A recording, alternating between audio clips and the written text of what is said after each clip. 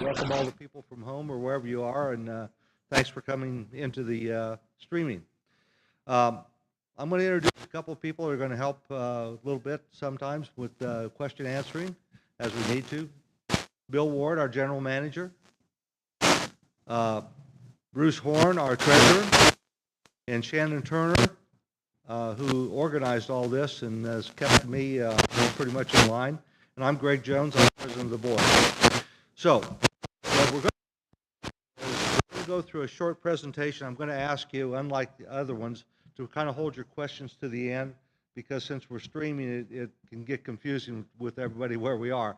So we're going to try to get through the presentation. I will make some comments in the presentation that are general questions that most people have had at some point, but we'll get through that. And then really what this session is really all about is answering any questions you have about what we're trying to do with the amendment and why we think it's important and why the board unanimously is supporting it, okay? The only question that's a bad question is the one you walk out the door with. So please ask your questions and make sure you get your answers, and we'll try to answer everything we can. If there's something that we can't answer right away, we'll follow up with you, okay? So, as we all know, Fairfield Glade is a nice place to live. We've been recognized in national, regional, local things in terms of our community here, and it's really one of the best retirement resort type communities really in the United States. We continued growth projected. It is essential that the strategic infrastructure that we need to support that growth is put in place, and that's what this is really all about. The governing documents, the C&Rs, anticipated the need for the declarant, as it's called, and the club to work together to really do development. And if you, well, my coverage just fell off, so I'm going to have to be careful here. If you've not read the C&Rs, they're contained in this booklet. There's two governing documents that are in this booklet. You can pick it up over at Admin 1. It's also online on your member site. But the two documents that are in here are covenants and restrictions and the bylaws. The covenant restrictions are the ones that were written really in 1997, 98, and really tell everybody about how the roles of people working within Fairfield Glade, how they match up. The bylaws are really more or less how we govern Fairfield Glade. So this is the C&R Amendment, and the C&R amendments are much more difficult to pass than the bylaws. In many ways, the board controls the bylaws and can vote to change those, but for a C&R change, it takes 3/4 of the people or the property owners that vote.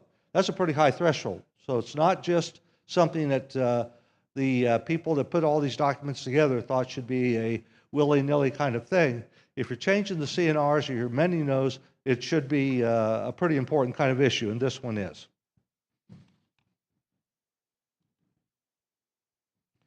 Okay, a little bit about the declarant.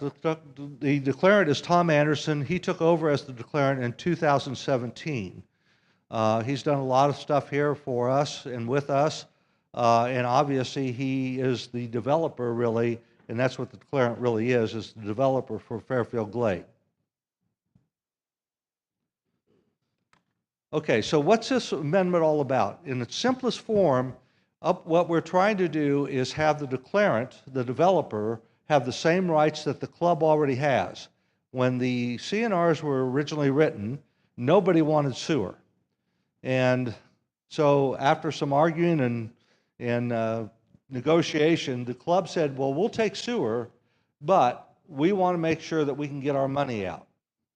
So as a result of that, you see that the amendment language that you have is for sections 1 and 3. There's a section 2 that talks about sewer, and that gave the right to the community club to put in sewer and to control where that's going to go, and also gave us the right to directly bill property owners to get our money back out. The declarant doesn't have that right. Now I'm going to show you over here on this map a little bit about what we're talking about and why that person needs that right. First of all, what we're talking about are lots that are about from here south.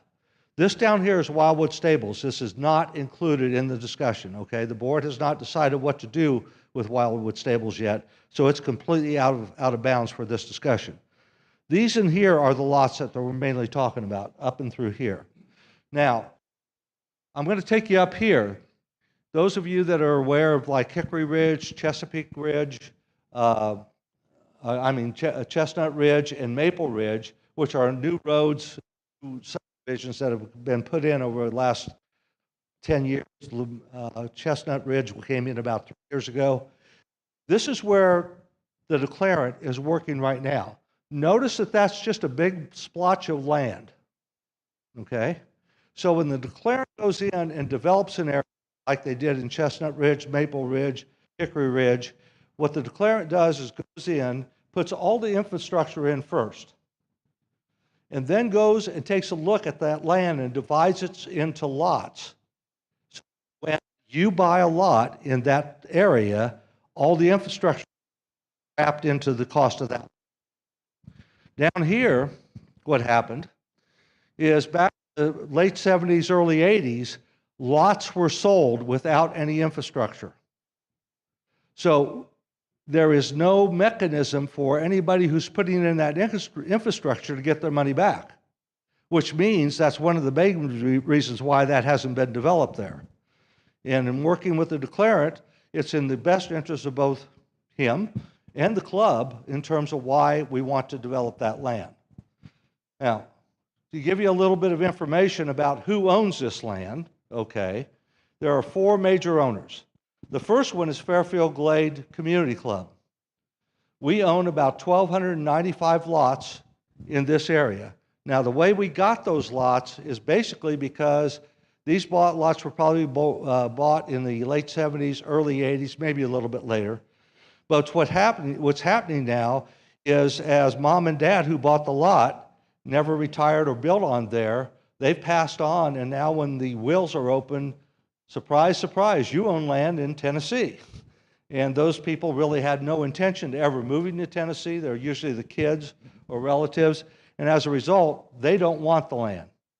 And rather than let it go into arrears and let the county take it over, and I'll get to that in a minute, but in order for us to keep that land, we take it over.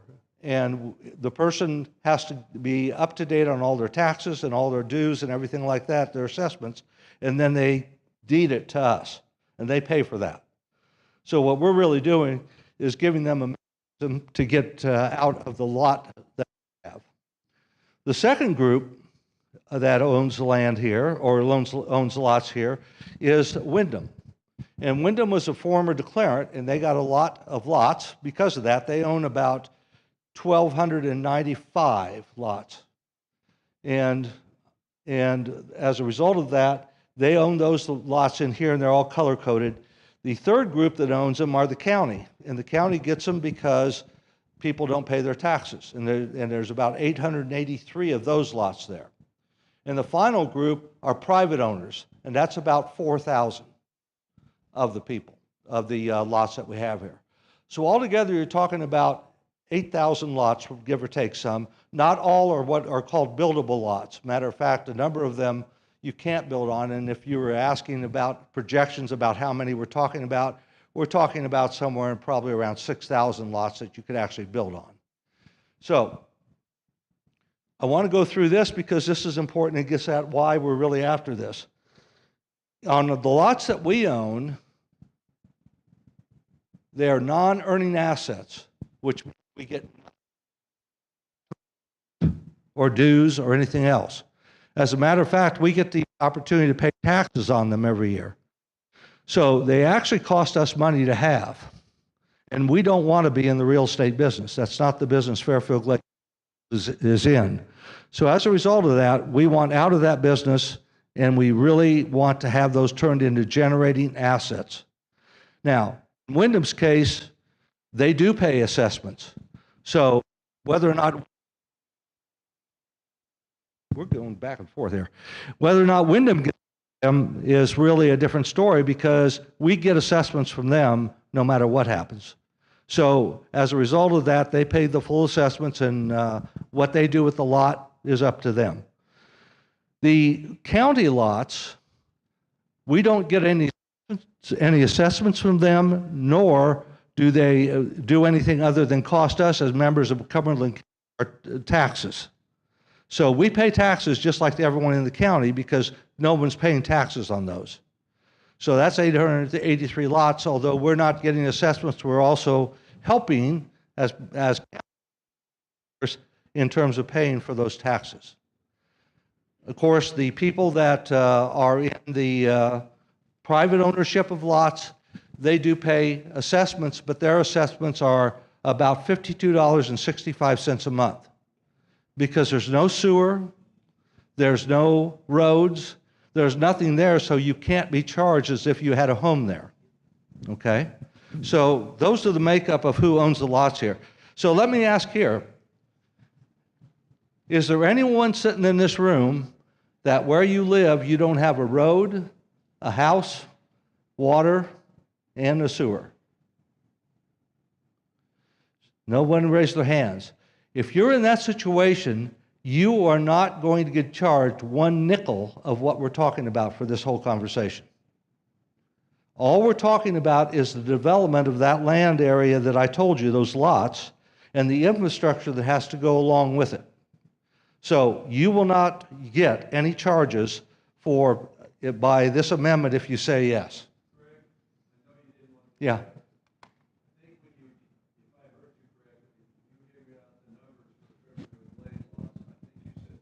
Oh, no, it's 1775. Yeah, thank you, Dwight. Yeah, 1775, I'm sorry. We're the biggest owner of the ones that are not privately owned. Thank you for catching that. That is the kind of road. Matter of fact, this would be one of the luxury roads that you'd see down in this area.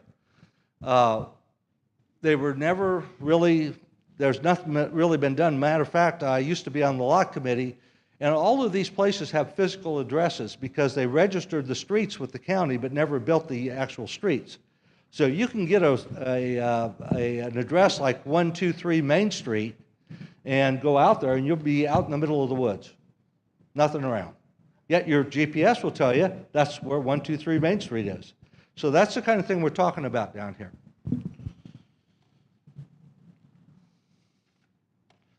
It's important for you to note the Fairfield Glade Community Club Board is unanimously behind this.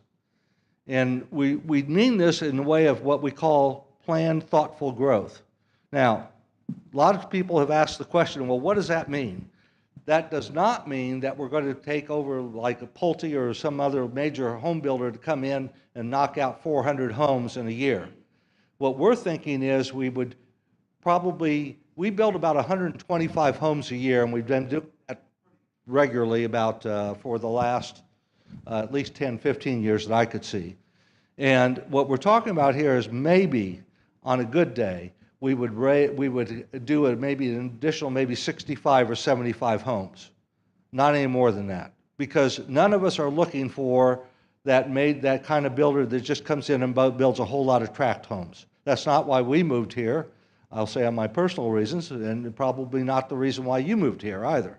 So this is going to be a planned time, and just like here, what made this developed at point is this in here and up in here, and that's what the original Fairfield Glade started as. Now, it took us about 53 years to get all those homes completed in there. We got maybe 2 to 3 years inventory left of what are called A homes. And when those are gone, if we're not developing down here, we're done. Now, let that sink in for a minute, because what that really means is there's going to be about 8,000 lots that are never going to pay full assessments, which means that anything that's done here will be done on the backs of the people that live here. So if we don't develop, and people say, well, gee, why would I want to develop? The reason why you want to develop is because things cost money, and things are going to go up year after year. And if you knock out 8,000 homes or 8,000 lots to pay full assessments, that's a lot of money.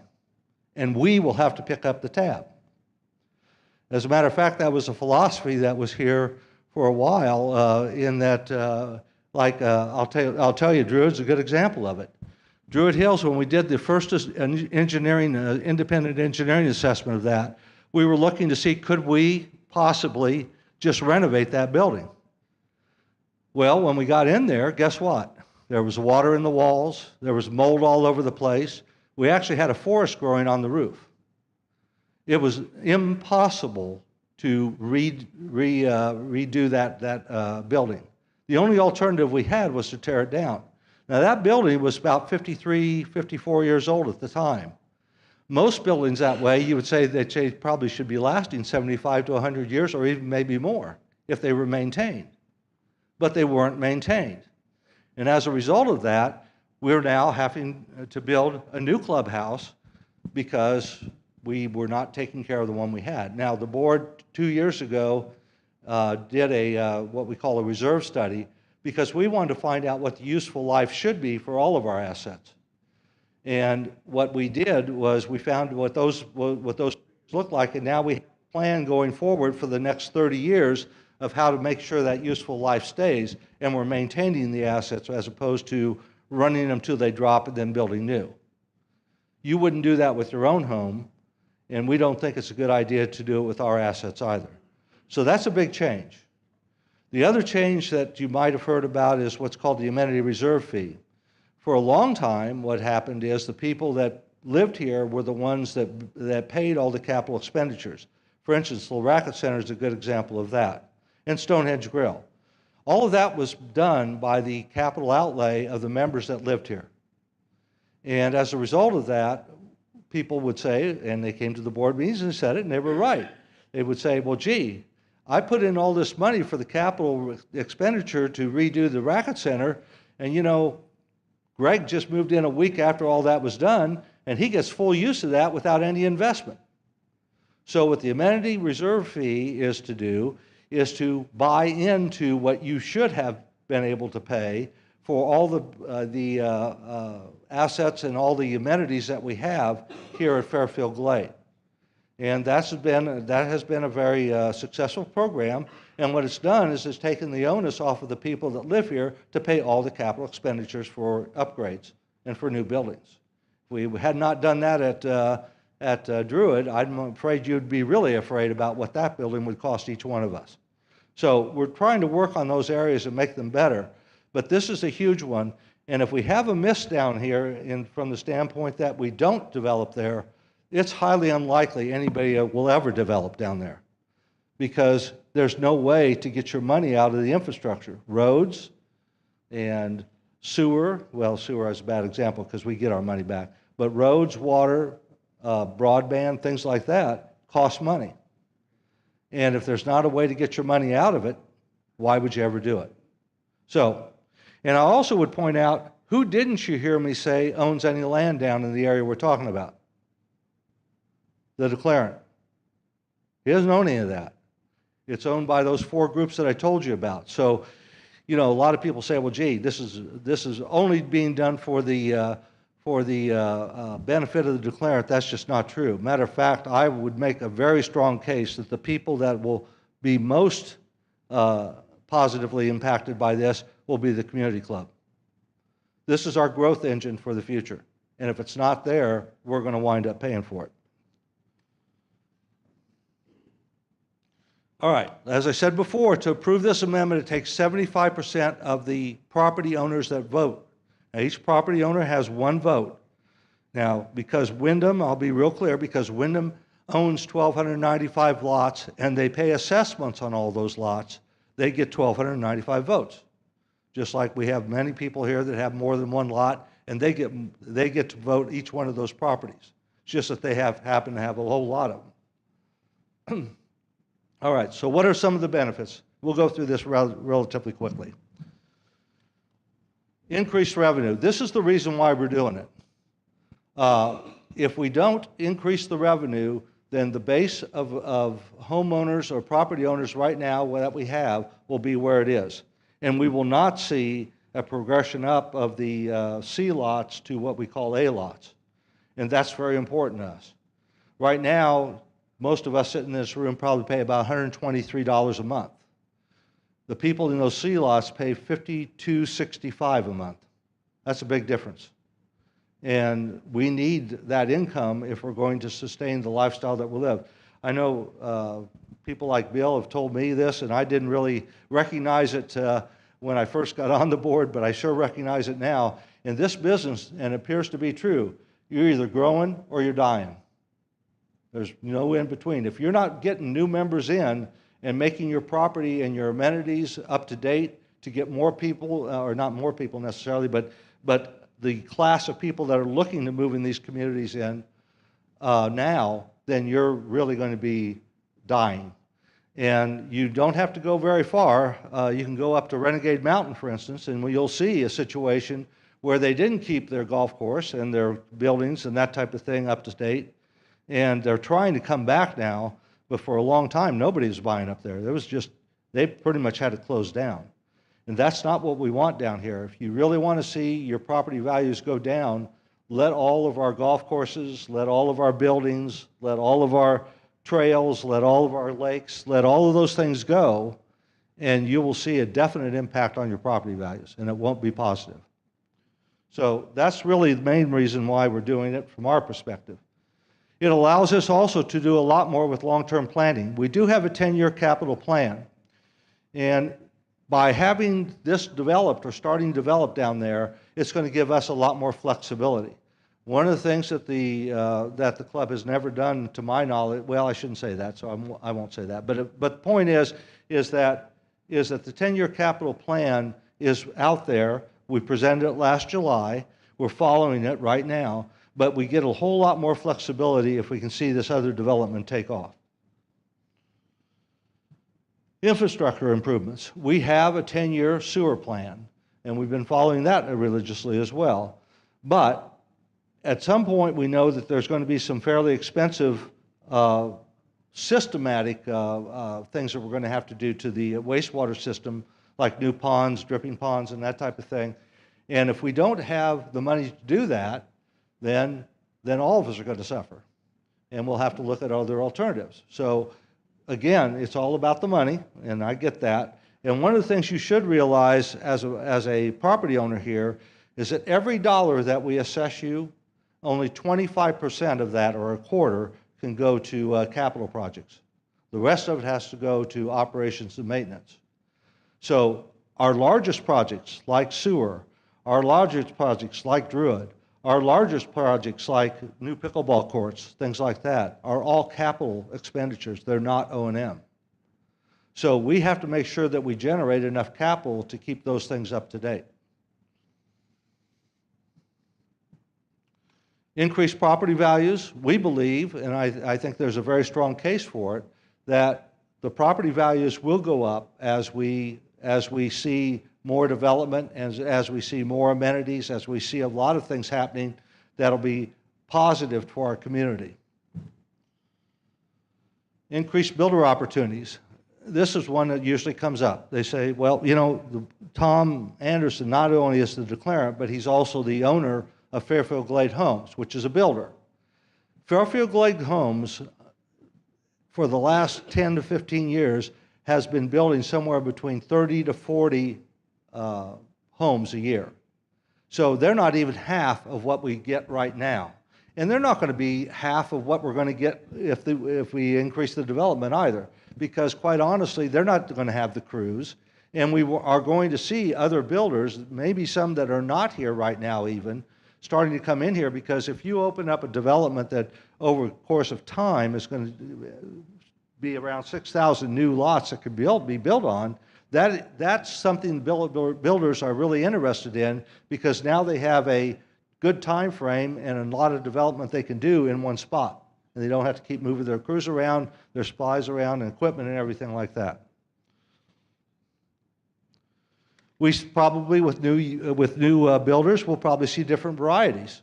Now, one other thing that usually comes up is, gee, well, I've heard that what you guys are really planning is you're going to come down here and you're going to build apartment homes, townhomes, or apartment complexes, townhomes, condominiums. That won't happen. These will be single-family homes. And the reason why I say that with that confidence is because, see all the different colors splashed in here?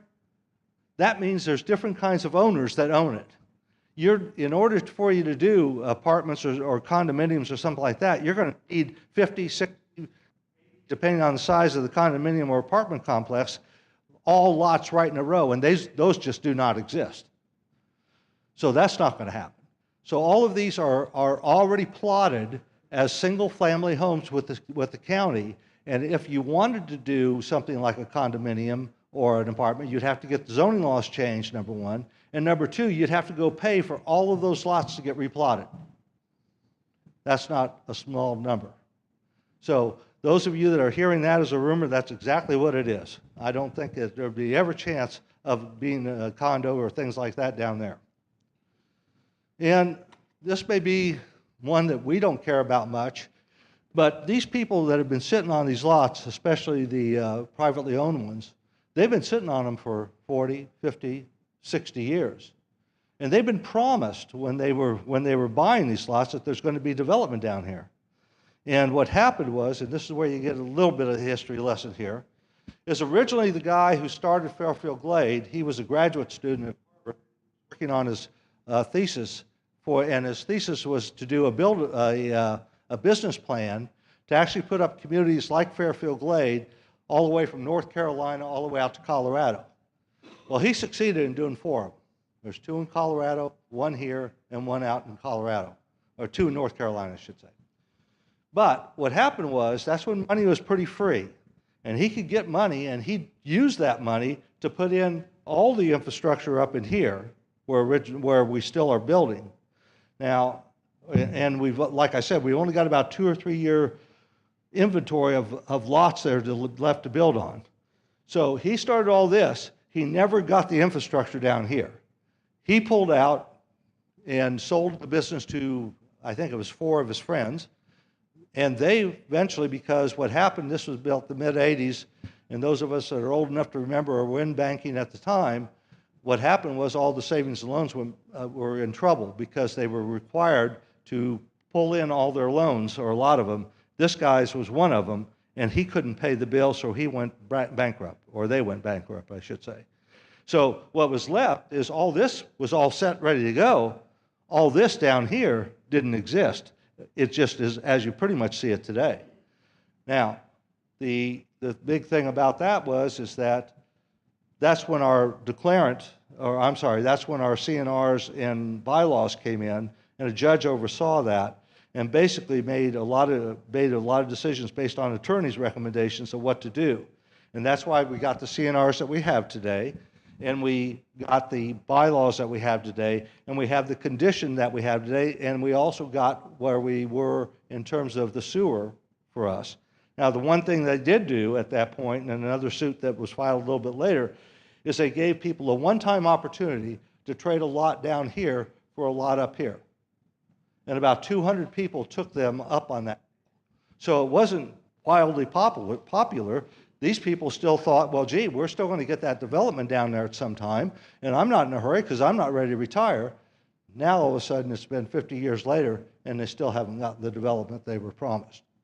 So this will continue to be a problem for us, because what's going to continue to happen if we don't start development down here is people are going to continue to give those lots back to us. And remember what I told you, they generate no income for us. We pay taxes on them, but there's no income that we're going to get. So what will happen over time is we could wind up with the majority of lots down there that we're not going to get 1 cent for, but it's going to cost us money. Okay?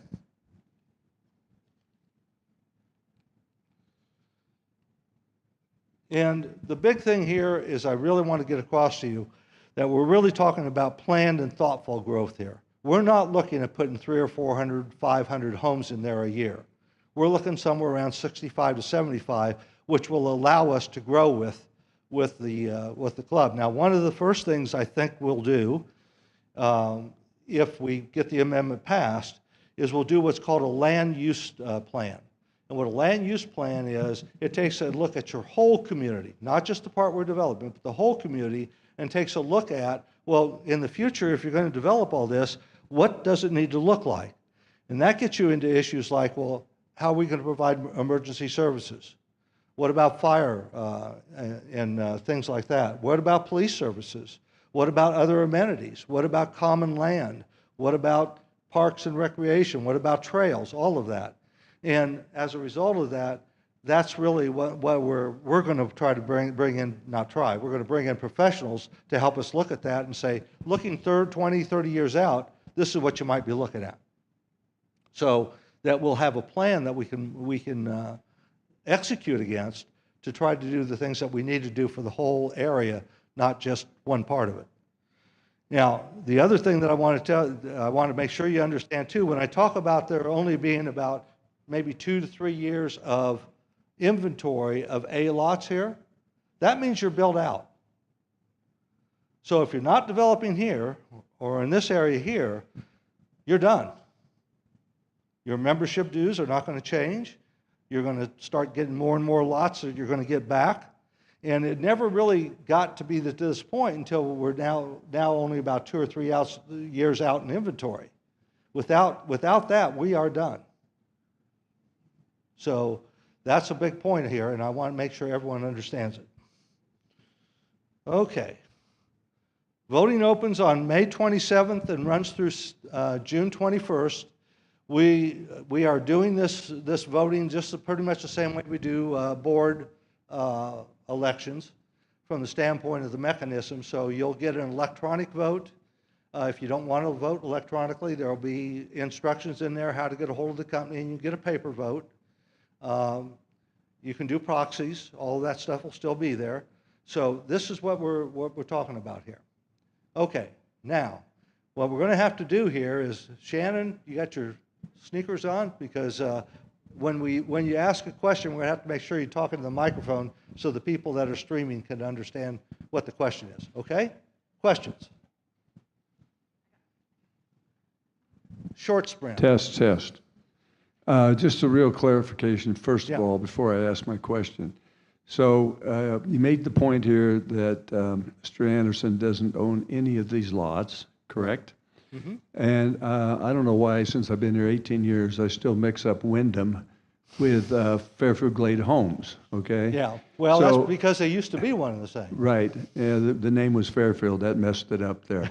So, but Wyndham, who has these lots, just explain again, they have those lots because of the prior lawsuit, et cetera. Yeah. Okay, for not delivering on when, okay, that's clear, all right. I guess the main question I have is, from a long-range planning strategy, do we have a maximum number of people we're willing to let live in Fairfield Glade? Because that's under the control of the board.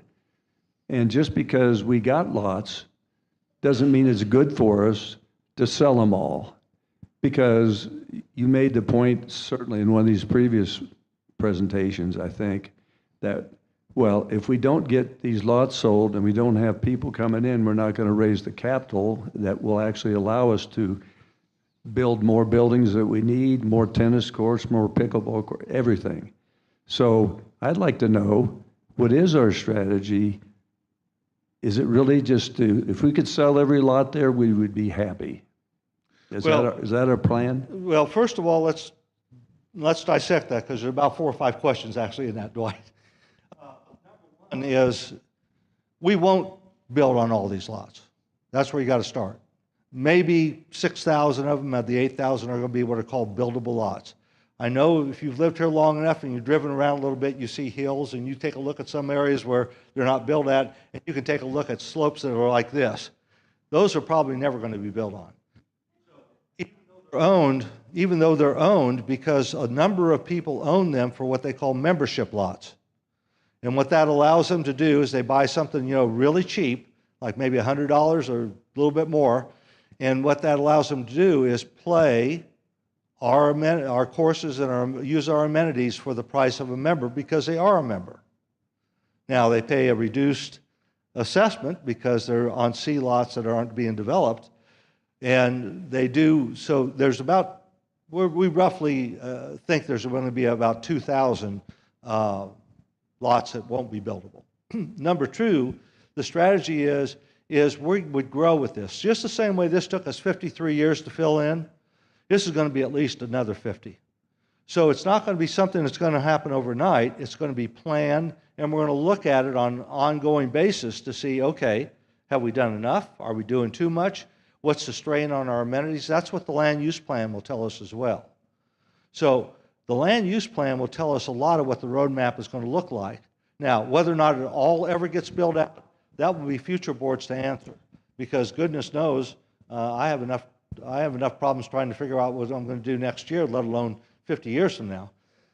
And yeah, I'll probably be alive, right? Is that's really what we're trying to do, and that's why we're putting this into the plan that will last over time. Yeah, we'll have a 10-year projection of where we think we're going to be, but that's going to be affected by what the community thinks, future boards think, future membership thinks as we go through this. I'll tie it up with this question then. We've grown, I think, from a previous presentation, doubled our population here. I think you used a figure of 6 years. If that's true, we're already at the edge, I would think, in terms of sewer. We got water issues that we hear about, the water boards, et cetera. So I guess whether you answer it now or later, we need to know, I would like to know, just when do we think we need to add that, regardless of whether or not we have this growth? That's a good question. And we have been in communication with Crab Orchard. And those of you that were at the board meeting about 3 months ago, we had the new Regional Water Authority people come in. At this point, they're saying that for the next 4 to 5 years anyway, they don't see any issues at all. And there will be new sources of water that will be looked at as that water authority kicks in. Right now, the state's telling them, until you have members in the water authority, we're not going to give you any new water rights. So that's, and that water authority is going to happen fairly soon now, is what I'm being told. Now, VEC, I know, Phil, you're involved in that, and we have talked to VEC about electrical needs and that type of thing, and we're actively talking with them about where a new transfer or substation might go in. So we're trying to meet those needs. Roads, that'll be part of this as we build those out. Sewer, we do have a plan, and in the near future, even with the kind of development we're talking about here, no impact for at least the next 4 to 5 years, okay? So we have talked about some of this stuff, and we have talked to the people that are going to be in charge of it. They know what we're doing. We've talked to the county. They know what we're doing, and we're trying to make sure that we're very communicative with everybody, because we're not just impacting what we're doing with roads and sewer and that type of thing. We're impacting things like electric, water, gas, and all of that as well. So you're spot on, but we've been talking to the right people, and I do believe what will have to happen here at some point, again, assuming the amendment passes, that we will form some kind of planning council or something that will include a lot of these outside people as well. It will also include other internal peoples that are technically not under the auspices of the board, like, for instance, emergency response, like, for instance, fire. Now, the police is under our control, so that'll be a natural part of it. But yes, all those people need to be involved, because you slip up once here, you may have a really big slip up. Okay?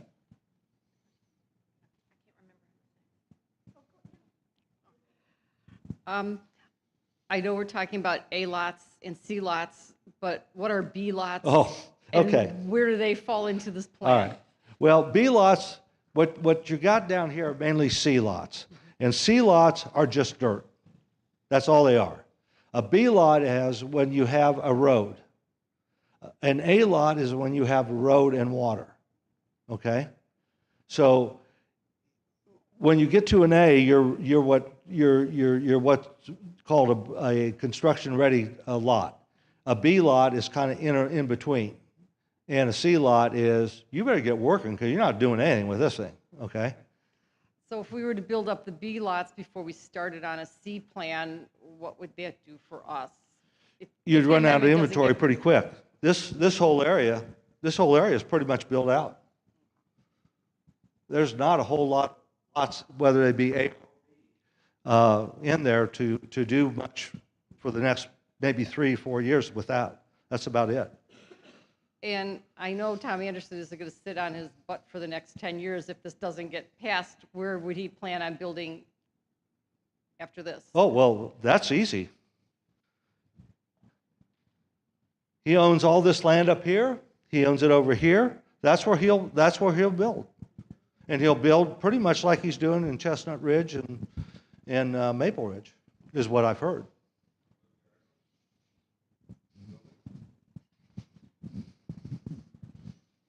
I don't know if I need that.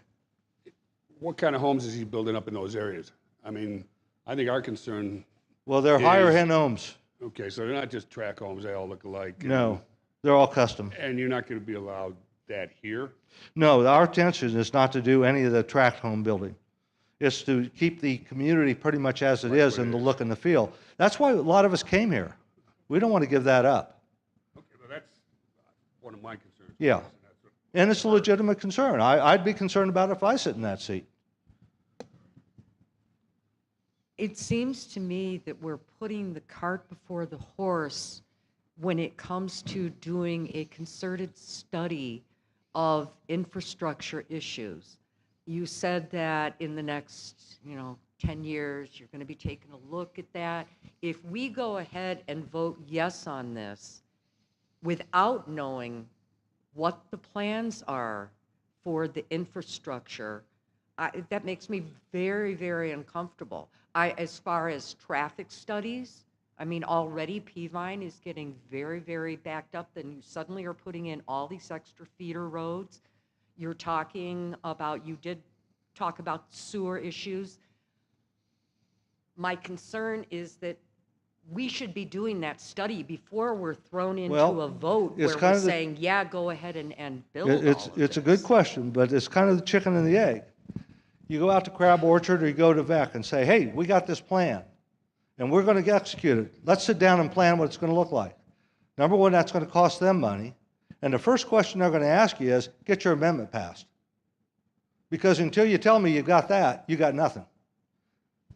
Because if the amendment doesn't pass, this conversation's over. You're not going to talk to VEC, and you're not going to talk to Crab Orchard. You're not going to talk to anybody, because that growth is not going to happen there. If I may, Greg, in fairness, we do have a long-range plan, a strategic plan for sewer. So that is the area we can control Yeah. because we own the sewer. So I don't want there to be any misunderstanding that there are additional lands that are dedicated for solid spraying and the like for when you grow, when we have, that are down by the existing wastewater management treatment facility. And we have the reserve funding and all of that is in place for sewer. But the areas that we're talking about, first of all, the roads are county, and that are currently existing as far as those go. But so to Greg's point, you have to be in a position to then meet with municipal agencies or county agencies to talk about these other infrastructure areas for future. Yeah, the thing is, and I think VEC's a good example of this. If they're going to put a new substation in, that can be what, Phil, 10, 15 million? Yeah, it's 5 years before you even get it. But at that point, and they're not going to sit down and talk to you seriously and put things on order if you don't have this mechanism already in place that says I can do it. And that's the huge, I get the sewer part of it, I get the water part of it, but we're talking again about traffic studies, recycling, garbage pickup, all of the things that right now affect our lives daily, and we can already see that we're really building out to the point where it's becoming a problem. And then you're talking about us needing to come up with a binding vote for this without the information on how we're going to take care of those, how we're going to take care of those issues. Well, I can tell you that that's one of the reasons why we're calling it thoughtful planned growth. We're not going to outgrow our ability to do those things. So that's going to be a governor, if you will, in terms of how quickly things will be developed. It does us no good to start, and that's why I keep coming back to the tract home kind of example. We're not going to do 300 or 400 of these homes. We're going to do managed growth, and that means that we can sustain what we need, and we can add to it on a regular basis, and we'll look at those kinds of decisions almost annually, because that really gets to the budget. But we will have a plan for how we're going to go about this, and a land use plan typically is a 20-year plan. And that's what we're going to develop. So who makes the decision on who can build a house on a certain lot, if you're talking 60 to 65 homes, who makes that decision that that's going to be the upper limit? They're going to tell some builder, no, you can't build No, because we've already because, built. well, because remember one thing, who controls sewer? You do, but if you're going No, to, we do. yes, I understand that. So then you're telling me that we will control the number of houses that will be built. We have that ability, plus, here's the other thing, is that just like if you went into a member site and you go over on the far right-hand side as you're looking at the screen, you'll see something called board policies. And if you take a look at those board policies, there are 4 sewer related. Those exist for roads and water because there's been no need to do it because the development is not there. We will get those policies written, and the board controls those. I was a little concerned what he said about tract housing, not because of that, but I live in Hickory Ridge, and when we built, there was not to be the same house within 4 houses. I can't say the same for the development across the street, which are high-end homes, but I would like to see if somehow we can control that and say the same thing in all of this area so it doesn't look like tract housing. Well, the thing there is that's not really in control of the board or the community club, because as homes are built, the builder is going to say, this is what I want, and the consumer, the person buying the house, says, that's what I want. Then somehow or another, I don't know if Tom can do it or whatever, but that was the case. Of course, it was Fairfield Homes that owned it. That was the case when we built, except for one exception was another builder was allowed in. I don't know how that happened. But Well, my big thing is about emergency. I had to call the paramedics Sunday evening. Took them 15 minutes to get there, which was fine for the condition that my husband was in. If somebody had a stroke or a heart attack or something more serious, that's not going to get it. How are we going to rectify that situation? well, there's some of that this amendment's not going to fix, okay? And what we do is we work with the county. They provide our emergency response services, and we work with them as best we can to get those things done. Well, I'm sorry, but whether or not we do this amendment or not, that's a whole different subject. And we do talk. And that's why we've talked to the county about understanding that the services are going to have to change with this kind of growth, and they understand that. Up. I have several comments. Okay. The first comment that I want to make is a friend of mine that lives in Florida. She said, I wish people would stop moving in here. They're building, she said, and the wildlife is encroaching the cities. The bears are walking down the street and so on. In fact, a bear actually went into somebody's home and killed him. Anyway, how would this affect our wildlife? Now, I know that there's a lot of forests and stuff around here, so I'm assuming they have a place to go, but have you looked at that? Well, as much as we look at it in our current situation, we have a lot of people here right now. And the fact of the matter is that there's still a lot of woods. The Catoosa Wildlife Preserve is one heck of a place that animals go to.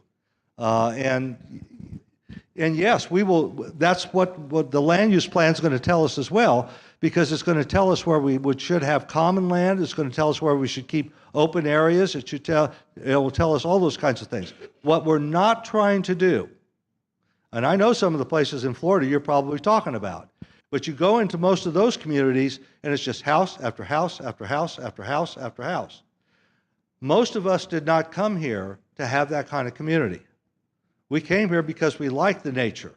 We came here because we do like the wildlife in some cases, unless the big bears are in your backyard, then you're not so fond of them. But the fact is that we want to keep all of that. So we're not looking to get rid of all of that and build on every single inch here. That's not what we're talking about. You can drive through many of our communities and you see trees, you see wildlife, you see a lot of that. And that's the kind of That's the kind of area development that we're trying to do here.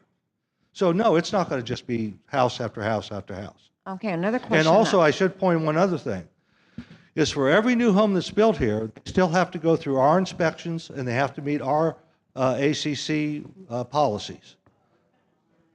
You mentioned that we had two options. I think one of them was dying. We are going to die, or the other one was it grow? Yeah. Either we grow or we die. Can you describe to me what dying is going to look like, Yeah. so that I have an option Yeah. as to whether or Yeah. not I'd rather die or grow? Yeah, I can tell you pretty much what it's going to look like. If you don't develop that area, costs are going to continue to rise. We will have needs to repair buildings. We will have needs to upgrade the amenities. There will be needs to put new amenities in. You're not getting any more. So the people that are sitting here are going to have to foot the bill. There'll come a point where people will say, I can't afford it anymore. And they'll start moving out. And then your property values go down, your quality of your amenities go down, the quality of life goes down, you can't support the maintenance on things, and that's what I mean by dying.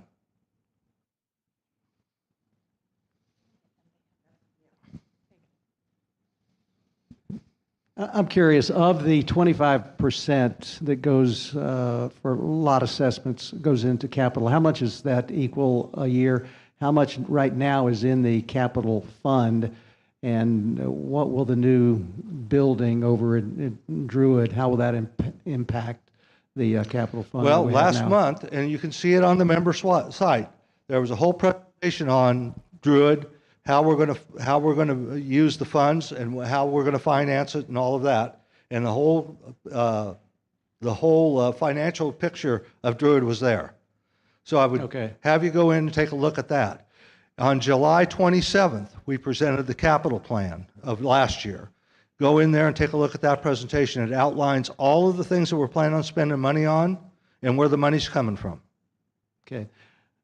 I don't want to offend anybody. I'm a deer lover like anybody else, but have any consideration been made to some type of periodic annual clearing of the deers, culling of them, because it's not fair to them, and they're going to start having disease and dying off. And a lot of other communities have done that for years. Well, the thing is, that's something we need to talk to the state about. That's nothing we can do on our own. So we can have that conversation with them. In favor of it? At this point, I'm not sure that it's that big a deal, but you're right. If you don't take care of it, I was in a community in Austin, Texas, where literally you couldn't drive around the streets because the deer herds would just sit there. They knew they weren't going to get hurt, and they just sat there. We don't want to get to that. So yes, I think there's truth with any kind of wildlife that you have. There comes a point where you do have to thin it out, or it will thin itself out. I'm sorry, I must be dense, but Wyndham, I would like a little bit further clarification between Wyndham and Tom Anderson. There's no connection whatsoever. Okay, you said Fairfield owns 1775, Wyndham owns 1295, and private owner. Okay, who is Wyndham? Wyndham is a company. Okay, so they still own 1295. And Tom Anderson owns how many lots? 13. Oh, 13, but yet he's... Not in there. The lots he owns are the ones up where he's developing Maple Ridge. Right, all right, so north. Okay, Yes. north, okay. Now, having said that, there's probably two things I should have told you about, and I forgot it, so I'm glad you asked the question. Last December, the community club entered into an agreement with Tom Anderson as the declarant, not as Fairfield Homes, but as the declarant, to sell him our lots, the 1295. I mean, the 1775. So we have a willing buyer as we go through this, and he's going to buy them. Wyndham gave him the same offer on his lot, on their lots. We also entered into agreement with Tom as the declarant, where we have a right to buy county lots before they go to auction. And we are taking that right, and for those lots that he wants, we will buy those on his behalf, and then he reimburses us for the total charge for those lots. Now, why does he want those lots? Because he's got to get enough lots that he owns at some point in order for this development to even happen. Well, he's not going to get interested in doing that till he knows there's an amendment that's going to be passed. So those are two things I probably should have mentioned, okay? Okay, on these C lots, and I can't remember how many you said we had, the C lots. How many are Total? unbuildable? How many are unbuildable? Well, we're estimating maybe 2,000. Okay, have those people and these C lot buildables, have they been contacted about what is getting ready to happen? Okay, here, that's a good question. And I want to take you back to the way we handle sewer right now, and we're going to do the same thing for the other infrastructure. Today, when we're looking at sewer, our director of sewer will walk, or director of wastewater, will walk in and say, hey, we think we want to put in sewer here. And what we do is we pass a resolution that gives them the ability to go out and do what an engineering study, we call it an engineering study, to find out if it's even practical, okay? So the first thing we do is we do that, and when we do that action, there's a letter that goes out to every property owner that's going to be impacted that says, okay, I want you to know that we're going to look at this. About 3 months later, same person will come in and say, we looked at it, looks pretty favorable. And now we'll send out another letter that says basically, well, the engineering study came back, so we're going to continue to move ahead on the planning on this. And oh, by the way, you might want to talk to somebody that's familiar with the real estate market here to find out what your lot's going to be worth with sewer running in front of it. Then we come back and we say, well, we're really starting construction. A third letter goes out. That letter says, this is serious, folks. We're really doing it. And it's going to be done, and it's going to be done in this kind of time frame. And oh, by the way, talk to somebody that's familiar with the real estate market, or here are some programs that if you want to talk to us about where you can get out from under your lot if you don't want it anymore. And then finally, the fourth letter goes out and says, here's the bill. We will follow the same way. Now, the reason why, and this has come up in several meetings as well, in a general way, the way this will be developed will be we'll probably take close places that already have sewer and a street near them and just extend those. But we don't announce where those are because we don't want people who are speculators to be able to find out before the property owner does. We want the property owner to find out first. And we've had situations in the past years where people have found out where things are going to be developed, and they won't go and tell you your lot's worth maybe now $15,000. They'll say, I'll come and buy it from you for $1,000 because you haven't seen anything happen here in 50 years. So we don't disclose where the development's going right away because we want the property owner, we feel we owe that to the member to give them first dibs on what they want to do with it. So that'll all be rolled out as we develop the area. Okay? Okay, I have a concern. The unbuildable people, C lots. If I were one, Okay. I would say, I got to get rid of this thing. Well- Now, you said that a Fairfield Glade is going to pick those up, or the county, one of the two, right? Well, so if you don't pay your taxes, the county usually gets them, yeah. Okay. If the county gets it, what happens then to Fairfield Glade? I mean, Well, that's why we take a lot of those lots back before they get to the county. okay, all right, so in essence. That's why the Fairfield Glade county's would got get those. 883 and we have 1775. Okay, so in essence, we will get them. Yeah, Fairfield. that's been an active program over the last, I don't know how many years. Right. But the philosophy changed from letting them go back to the county. See, the other thing, when the county gets them, it's at least 6 years before you can get a clear title. So we don't want that. Okay, so in essence, we're going to get a lot of these lots, I think. Do Well, you not think so? remember what I said. I think we will get a number of lots turned in, but if it's an area that's being developed in right away, we're going to turn right around and sell them to Tom. Down there in that south.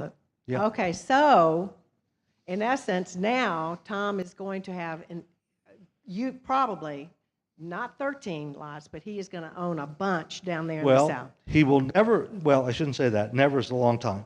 And nothing's never. But what he will get is he's got deals already in the works between the community club and him for our lots and for the county lots. He's got a similar deal with Wyndham for their lots. But there's still over 4,000 privately owned that other builders will probably try to buy from them. The people may hold on to them. They may sell it to another individual. A lot of things can happen. It's your property. You can do whatever you want. So the other thing that we're going to look at pretty seriously is for those people that just want the non-buildable lots because they wanted the membership lot, we're going to try to find other places where we can exchange that lot with them. Okay? Especially if it's a really nice lot that can be built on, because that's not what they bought it for. They bought it for the membership. We'll get them into what we call an unbuildable lot. Okay?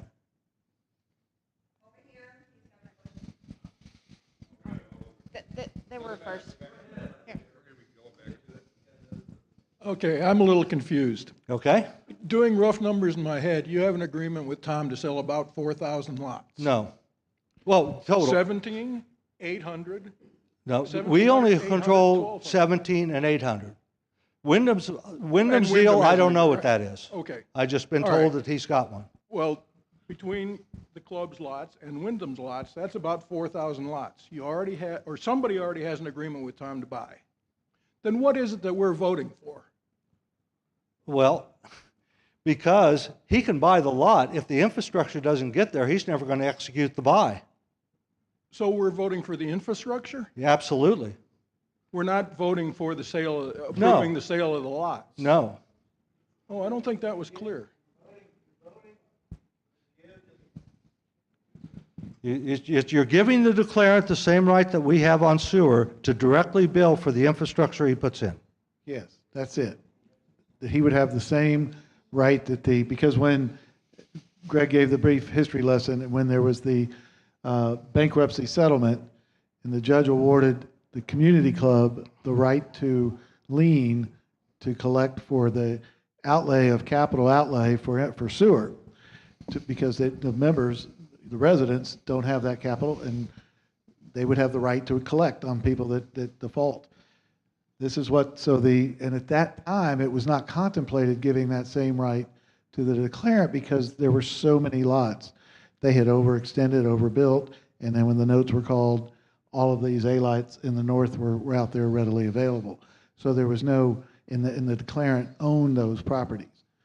But now we're at the point where that has been built out by and large, and so the declarant, in order to move forward on progress, needs to partner with the board and wants the same ability to lien for roads that the club has to lien for sewer, so that they have some reassurance of getting their capital back for that infrastructure. Well, hold on a second there, Bill, because I want to clarify one thing there.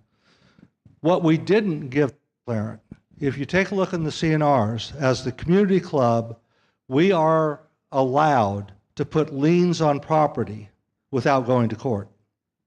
We did not give the declarant that right. So anything he wants to do in terms of a lien or foreclosure, he's got to go to court for.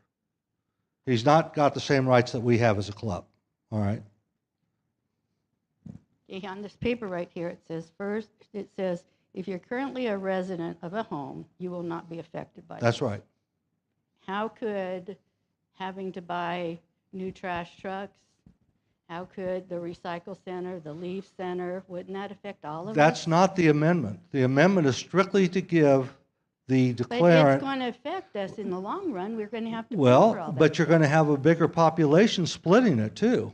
But you're saying that it doesn't affect me at all. That it does affect everyone. It doesn't for the amendment. Be real clear here. Okay. Okay?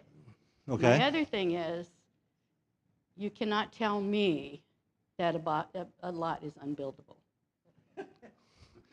Okay, well, there's been real estate people that have told me that's true too, but there comes a point where you're not going to want to build on it, let's put it that way. Well, we were told that a lot was unbuildable, and we have a 6,000 square foot home on that lot, Okay. less than a half acre. So these other homes that are coming in, is there a size? Because we were told it didn't matter what size the house is. Well, Here it is, right We here. can't even get our lawnmower in the backyard anymore. Can go can't. to the admin 2, which is where Bruce Evans works out of, and the people over there with maintenance and the ACC. There's what's called an Exhibit A to the C&Rs. Exhibit A is a list by block of every lot that's been plotted and turned into the county. That's why all of these are rectangles. There is a maximum size for each one of those lots. Maximum size house. So they could put up any kind of house they want. No, they still have to get it approved by the ACC.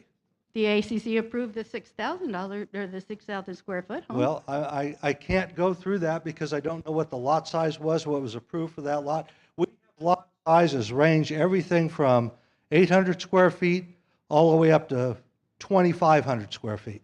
So don't you think it would be a good idea to come up with a house size per lot size so they're not on top of each other? That would be something that we might look at later, but that, again, is not part of this thing. And number 2, the lots are already plotted. Right. So if you're talking about replotting lots, that's not a cheap thing. Will they merge those lots if the houses are bigger? They might. We merge lots all the time through our lot committee when they're going to build over 2 lots.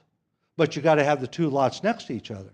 And again, that's only going to happen in certain areas there because you've got a number of different colors and you got a whole bunch of private owners that would have to want to sell 2 lots together.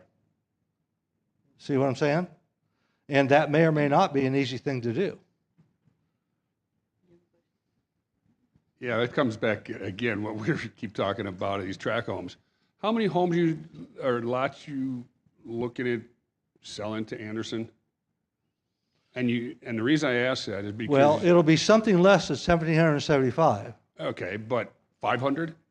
No, I would hope it'd be a whole lot more than that. Okay, so... Because what the club is trying to do is get out of the real estate business. I understand that. But that's where you also said, once it's his lot, there's not much we can do. And we're talking about tract homes. I was in an area, in Chicago area, where the builder came in and they said, you cannot build the same house within 5 houses of each other.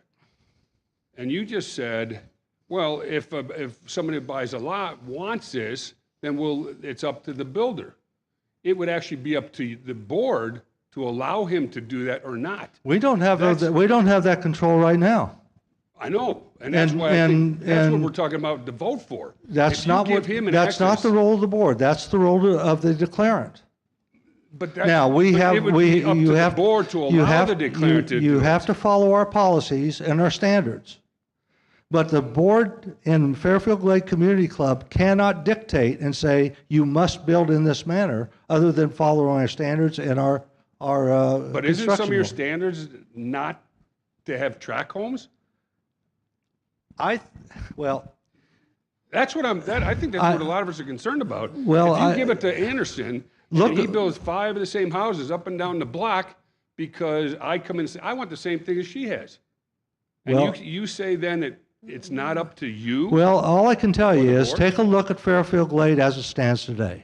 That's what we're concerned about. And I don't think anybody walking or driving this community would say it's a cookie cutter community. No. And that's why, and Tom has been the declarant. He's been involved in Fairfield Glade. Bill, how long ago? Oh, Bill's not here. It was at least, he goes way back probably 20, 25 years. And so he knows what he's getting into here, and he knows what people like and what they don't like. I don't see anybody changing their colors completely on this when they've got a 25-year history of building in this area, and they haven't done it yet. Has he done it in other developments?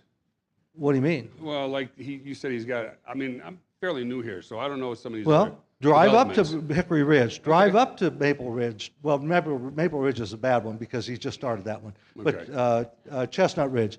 You can drive up and down those streets, and I don't see any of them that I would call a tract home whatsoever. Okay. What? Well, I don't know about Amherst. I haven't been down there. But I really don't think anyone that is in this community today would say that there's been a lot of tract homes. And what you're talking about as the builder, okay, Tom is not the only builder. Tom, on a good day, is going to maybe increase his on a Fairfield Glade home side, maybe 20, 25 homes.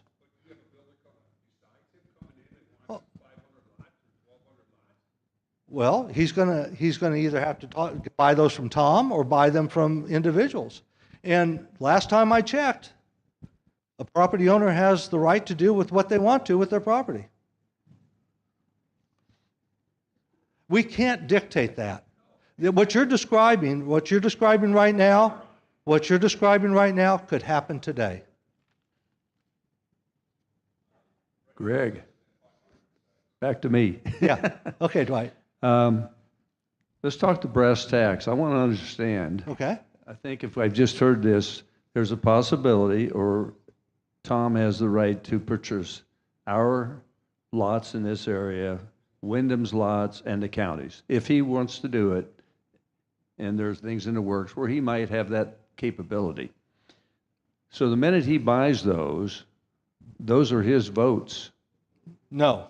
Why No. aren't they? The people who own them now. We have a policy that we've had in place now for I don't know how many years, but if you build more than 4 homes in the community, okay, you do not pay assessments and you do not pay the amenity fees and that type of thing on that lot until it actually is developed. Since he won't be paying assessments, he does not get a vote. Okay, so the people who are down there now, these 4,000, they're not all paying their dues either, right? Most of them are. Okay, all right, that's right, just Yeah. a general point. So. But they pay a reduced rate. Okay. The county's not giving us any money, so those are not voted by anybody. Right. But we're talking about taking them back, and when you take them back, that's not a vote usable by anybody, No. correct? So it's not, okay. So if that's true, you have to actually be paying an assessment in order to vote. Yes. All right, for this election, we have, I think, from a previous thing I watched of this presentation, it came up about, well, how many people can vote in this election? Everybody who's qualified to vote, and I think you said that's 12,000. It was in the last board election. We now have the list of good, we do a cutoff on May 1st. If you're behind on your assessments on May 1st, you do not get a vote. The total number of votes is 10,200 and I think 15. Okay, so of these 8,000 that we've been talking about, that are lots down there, the only people that could vote in that are those 4,000 that have been paying their assessments. Well, am I correct? And yes, and Okay. you're correct that would be a pool, Yeah. but the pool would be reduced because not everyone paid their assessments Well, that's on right, time. I understand it. And So- then the only other group would be Wyndham. Yeah, so if I just give a rough idea, I'm not to hold you down on this. So if we have 10,000 or so votes now from the last Well, that's the one that we just ran. accounting, right? And in that would be some of these 4,000, Yes. correct? Yeah. So it really comes down to the people that you say are being most affected by it are only going to be the people that have 4,000 votes down below there, correct? So, or less, 4,000 or less, right? And the rest of us are not concerned, but you're hearing concerns here, and I'm still feel there's something that's not being answered, which is, how are we matching up the current long-range plan that we have in terms of when do we need to have more sewer? When do we need to have more water? And how does that fit into this grand scheme of plans here? Because that does affect we all do of know us. the answer to that. The sewer plan tells us exactly when we have to put in new pools and new dripping areas. All of that is right there. It's based on our volumes. And when we hit the certain volume, we have to do it. Right. So that's already been there, and it's been there for 5 years. It was a 15-year plan originally, and we're like in year 10, or going into year 6 of it now. So that's been there, and it's very easily detailed out of exactly what happens and when you have to put it in. Now, Crab Orchard and VEC will tell you, when it gets to a certain load, they'll know that. But they're not going to sit down with you and do all that planning without an amendment that says you're serious about doing it, because they don't want to spend their company's money. Well, you can't, I don't expect you to just give us stuff that we don't know the answers to. But if there's stuff that we do know that is going to be happening, I think you owe it to us before certainly 6/1 expires, to tell us what are the things that we know. We know we're going to add on, I understand, more pickleball courts. I'm glad I didn't take a bet, because I thought there's never going to be the need for pickleball. Well, there were a lot of people and I'm felt a that racket way. guy, and I can't believe it. We don't have enough of that. We're going to have other things. There'll be more bocce ball courts people are going to want. So these things are coming up. Some are already covered in your plan in terms of capital that we've got the money for. So the question is, I think we ought to have a little bit of a better guesstimate that you communicate to us relative to how this can affect the whole community, not just down below. Well, in that regard, Dwight, I will send you again to the 10-year capital plan that was presented July 27th. That is our 10-year plan for all the projects that we have for capital and reserves. And that means that we have money put in for the maintenance of the current assets we have, and we've planned out all the known expenditures that we're going to have for the major capital projects that we're looking at for the next 10 years, 7 to 10 years. Yeah, it's by Tells year. us when we expect to have more money you're going to ask from all of us to do that. If you look at that Okay. presentation, it's got where the Okay. revenue's coming from, it's got where the expenses are going, and what's left over. Okay? It's all right there. So what you answered him, then there's 1,200, Wyndham gets to vote, Fairfield Lake does not, Right, nor the county, right. but there's about 4,000 private owners down there that get to vote. Whatever the people that are in good standing are. Okay, It won't be all of them. okay. Now I forgot what else I was going to ask them about.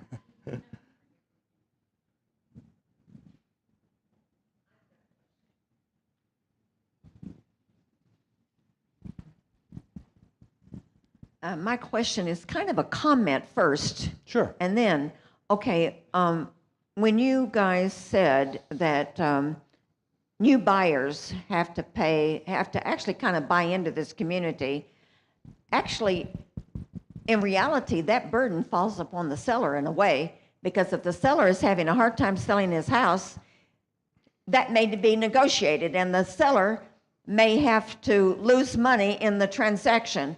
And so you didn't, when you passed that, you took into consideration what was going to happen to the current property owner, the seller.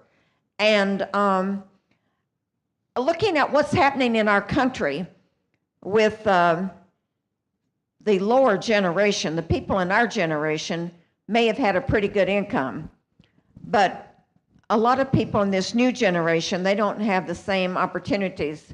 They probably don't have the same income as a lot of us have. So therefore, we are actually kind of, as I see it, we're kind of subsidizing this Tom. Is he the declarant? Tom is the declarant? Yes. And he's the only one? Yes. There can Okay. only be one. All right, well, it seems to me that we are kind of subsidizing his profit, and if we vote no, he's going to have to raise the prices, and he's going to have to cover his cost on these new developments. And I just talked to somebody yesterday that was going to build, and when they found out that the increase on the building side had increased so much, they decided not to do it. And they are actually going to sell their lot. So I'm thinking that if he is going to build in the same manner as we see houses and the price point of $500,000 or above, that he's going to have to get a pretty rich buyer to come in here in order to cover his costs. Now, is my logic right or not? Well, I would agree with a lot of it, but there's some pieces I would a little difference of opinion. So let's talk about that. And let's talk about what's happening here, what already happened here, and here. Now, the ones up there in that big white space are what you're going to see pretty much at Chestnut Ridge, Maple Ridge, Hickory Ridge, and those are ones where the utilities are going to be buried. They have gutters, they have, streets. So he's put in a more expensive infrastructure there.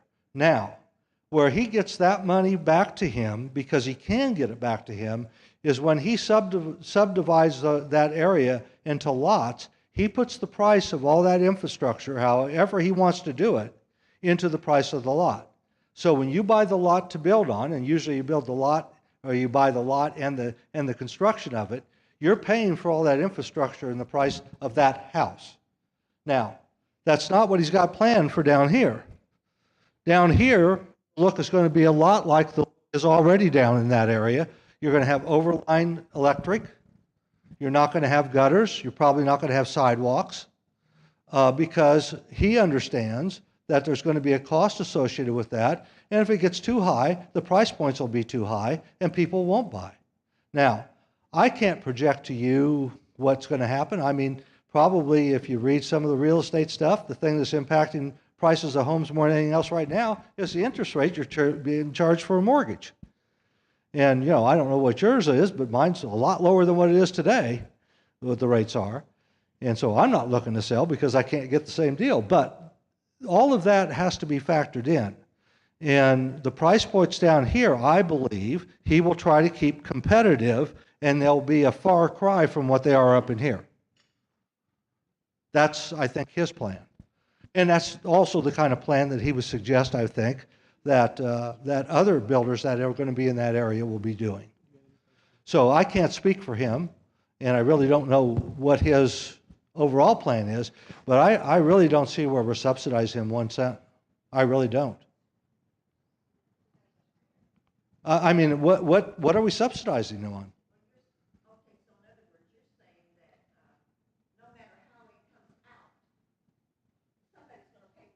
Yes. Just like I did, I bought a used home, if you will, and the cost of that infrastructure was embedded in the cost of that house, even though I didn't put it in.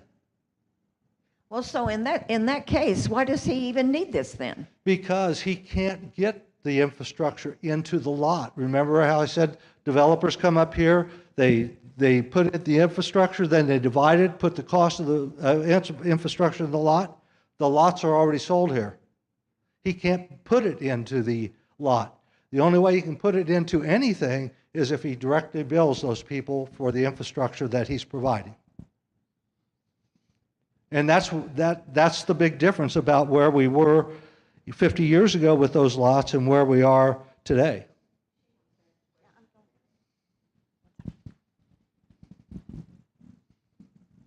On the record, I want this to be heard. Okay. Tom Anderson needs to be at this meeting. Tom was at earlier ones.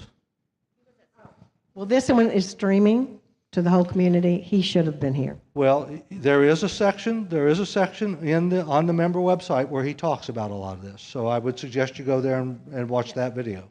I would just say he was at 6 of these meetings. Yeah. And then Ellen Anderson was at 2 or 3 of them afterwards. So there's only been 2 or 3 of these meetings that he hasn't been. This is our 12th or 13th one. Yeah. I think some of the concern also is when we moved here, we knew a lot of these lots were buildable, supposed to get developed. But I think a lot of us have come in and really enjoy the wooded areas and driving down roads that are not developed and seeing the wildlife. And I think our concern is we're going to get these C lots developed, and you're going to go down Westchester, and it's going to be house after house after house. There's not going to be the trees and the scenery that we're enjoying now. And I think that is a big concern for a lot of people. We're worried about losing what we're coming here for, the woods and the hiking and the scenery. What I can tell you, we'll do our best job to try to plan for all that. But there was no guarantee when you bought here that those lots were never going to be sold and developed. That's number one. Number two, there is no expectation or shouldn't be any expectation, that if that's what we want to do as a community club, we can do that. But hold on to your britches, because your assessments are going to go way up. No growth is going to cost somebody. It doesn't come free, because buildings still wear out. A lot of things happen to assets, and you're going to pay for that. Only the problem is, well, it may not be a problem. If that's what the community wants, we'll have to listen to that. But if we want to take 8,000 out of the factor in terms of chipping in and helping pay for all this, I suppose we can do that, but just be ready. Your assessments are going to go a lot higher than what they are today. Just one other question. And by the way, I'm not trying to be nasty about that. I mean, it's just the reality. I mean, we knew when we built that, I mean, when we bought that they would get built. The other question, it just went out of my head. We got time. Has the board negotiated a price with Tom for our lots if this goes through? Yes.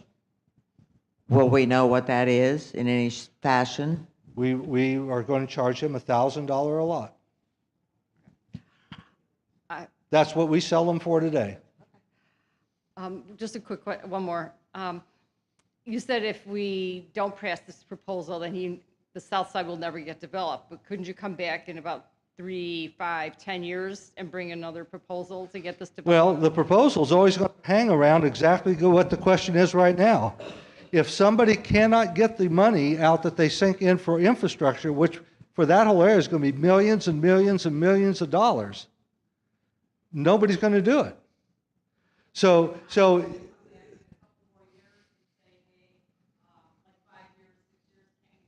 well, and again, I'm not trying to scare people. I'm trying to give you as best information as we can. You're going to start seeing the impact in about 2 to 3 years. We're going to be done.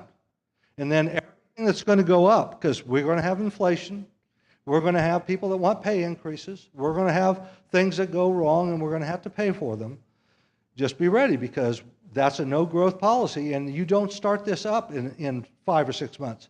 The first meeting I had with Tom about this concept was October of 2024. No, I'm sorry, 23. 23. And we're just now getting to the point where we're presenting something. Yes, he can, and he will. But take a look at Hickory Ridge, Chestnut Ridge. Those are 60 homes, 65 homes for all of it.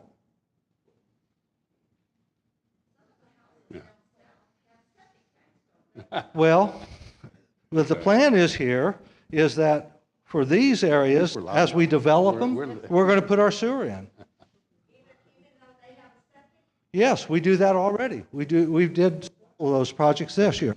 Now, when we put the sewer in, those people are charged what's called an availability fee. But they're not required to tap in and use our sewer as long as their septic's working correctly. So yes, I mean, we've been doing that for every year that I've been on the board. 5 years. And we'll continue to do that. Over here. Yeah. Okay, so you'll sell me one of your lots today for $1,000? Mm-hmm. Okay.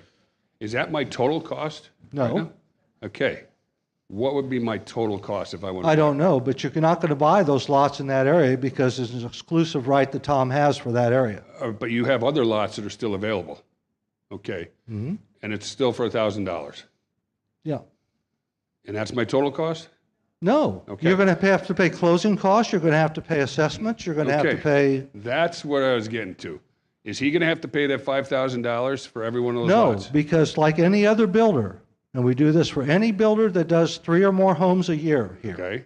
We defer the amenity reserve fee until they close on the house. Okay. But if I bought one lot, do you have an idea what the infrastructure cost would be, the sewers and all? An idea? Well, I can tell you what sewer runs. That's about all because that's what we control. Okay. And that's around somewhere between $1,800 and $2,500 for availability. It's probably another $4,000 to $5,000 for tapping into it. Okay, and then the roads An Roads, I idea? don't know. I don't do roads. All right, but do we have a ballpark on what I one lot don't, would be? I don't have that. Who's well, going that- to give an answer on that? Well, that would be Tom. But that's what we're voting on, I thought, is roads and all that stuff. Well, now wait, I thought you told me you live by you already have a house. You're not going to buy it down there, okay? What if I wanted to? That's what I want to know. No, my he has choice. an exclusive down there. But you said you had some other lots down there, right? He has an exclusive of all those lots in that area that we're talking about. So the other lots that I could buy are already in A and B. He has all of You C. you can look for other lots up in areas that have already developed. Okay, that's, so, And in which case then, if you look at the right kind of lots, you're probably going to buy either an A or a B lot, and you won't have sewer or road or any of that construction or infrastructure. It's already there. so we're voting on something we don't know what's going to happen. Even if, and that's what I was trying to get at, is if I wanted to buy a lot like him, what are my costs going to be total? Compared Well, to Tom? you can't compare it to that. That's- I mean, because he's going to put in a road that's going to go all the way somewhere, and he's going to have to pay for all of that. And then he's going to try to recoup his costs from each individual property owner.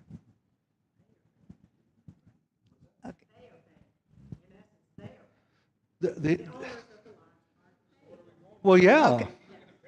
Can I talk now? yeah. I lived on a Bainbridge, and I just bought a C lot behind me from the people that bought it back in the 80s. Okay. I paid $3,000 for the lot, and it cost me a little over $4,000 with closing costs, all that. Now, I know that if anybody builds back there, that's when the infrastructure. Right. Oh, that's when whoever, me or whoever will have to pay that infrastructure fee, right? Mm-hmm. That's And true. until then, there's no Yeah. fee on it. No, other than your assessment that you get every Right, month. that I pay every month. That's all right. Do we project that we're going to need another golf course? That's what the land use plan is going to tell us, right? I don't know where you're going to put it. Well, that's also what we have to look at too. So in that upper corner there, which he's building on right now, I mean, he's going to be encroaching my area pretty soon. Then I get real concerned. I don't know where you're going to put it, Holmes. I mean, when I moved here, there was going to be a golf course down there in that little valley plans that was projected before your time, maybe even. Probably. It was run in your backyard, my backyard. A lake. Oh, we need another lake, I guess. All right, so just No, all I'm that, through. all that has to be looked at, Dwight. And we also have to look at common area that we currently have and what the usage of that's going to be, that type of thing as well. So there's a lot to look at there. Any other questions? Okay, if we're done, oh, I'm sorry, yeah. I hope I can frame this right. Okay. If the people that own these C lots don't pay what he assesses them for putting in this infrastructure, what's going to happen to the Well, rest of us? I should say this, just like we do with sewer, and I have talked to Tom about this, and he's agreeable to it. A lot of times people will say, I want to stay, but I can't afford the outlay right away. We will work with them, and we'll put them on payments. I think the longest ones I've seen are about 2 years, to give them an opportunity to pay over time as opposed to put everything in there at once. So, and he said he would be willing to do the same thing.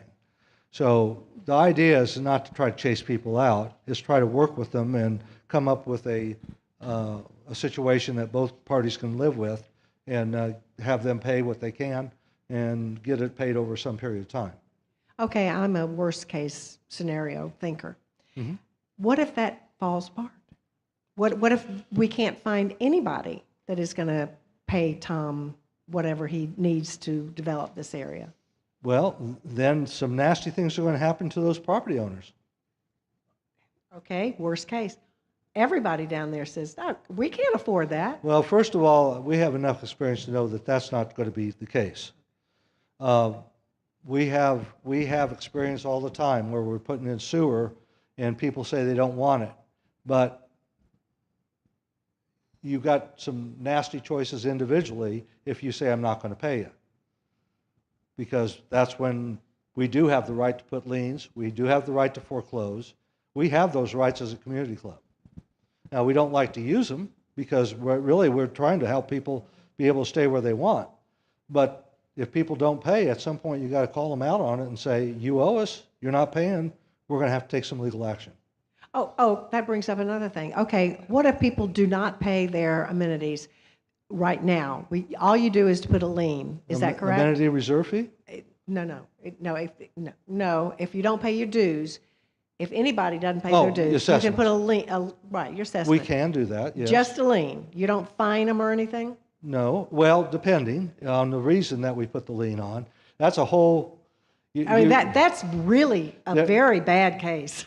Well... If people stop paying their amenities and all you do is put a lien on their property and they say, so what? No, I'm never going to move. usually, let's put it this way. By the time we're talking about putting a lien on, there's a lot more going on than just not paying their dues. We don't do that willy-nilly. We don't go out and search and try to punish our members. What we try to do is work with them, get the money that they owe us in. That's always the best case. And then we work with them. But there are a handful, and I mean a handful, that we have to take other action on for the best interests of the community. But we're very guarded about doing all that. Let's put it that way. Okay? Anything else?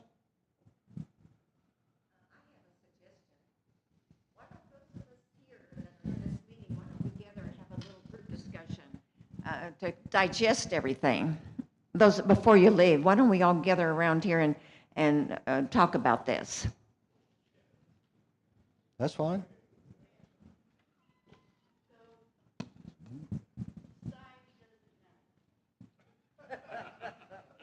What?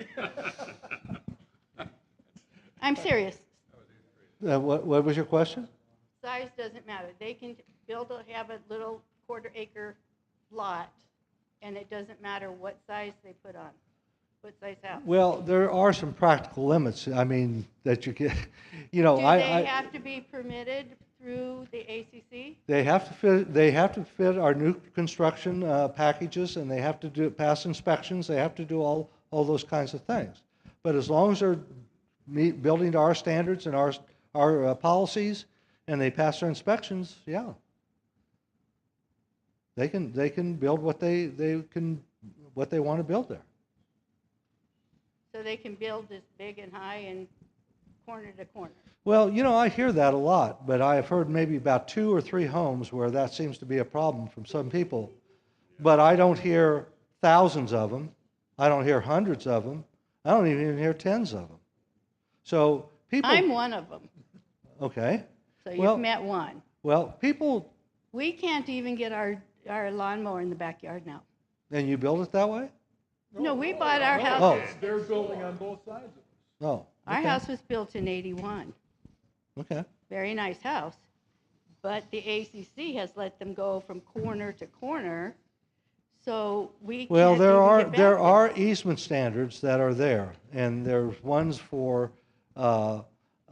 utilities. There's, as a matter of fact, you can go up and see where some of that happened up in Hickory Ridge, where people didn't think that we were serious about the easements, and they got their yards dug up to put cable in. So if people are doing things like that, they're doing it kind of foolishly because they can get themselves in real trouble if they're not paying attention to the easements. Now, we check for that, but... Well, he's over the line. He's over the easement line, but all he did was took 2 blocks off. Well, I mean, the house is still I there. would have to, I mean, I'm not going to, I can't really get into that. I don't know what the condition is. I don't know what the plots are like. So I can't even respond to that. But will the ACC watch that going on? I mean, if you go Well, the down... ACC has standards and policies that they're to follow. there's a whole new construction packet. And I have seen them take action against builders for not doing what they're supposed to do. I've seen that. Okay? So please turn in your test, and it won't be hard, I promise. So thanks a lot for coming. We really do appreciate your questions.